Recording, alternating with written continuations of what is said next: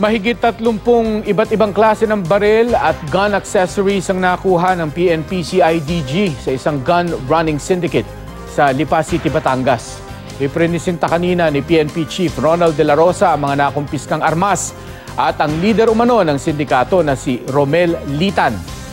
Kasama rin sa mga ipinresinta ang mga kasamahan daw ni Litan na sina Angelo Magcamin, Romel at Christian Ray Quinones. Base sa investigasyon, nagsusuplay ang grupo ng mga armas sa iba't ibang criminal gang at mga politiko mula sa iba't ibang bahagi ng bansa. May contact din daw ang mga ito sa pulisya at militar na posibleng tumutulong sa pag-transport sa mga armas. Inamin ng isa sa mga suspect na mula raw sa kanilang grupo ang ilan sa mga baril na ginagamit ng mga terorista sa Marawi.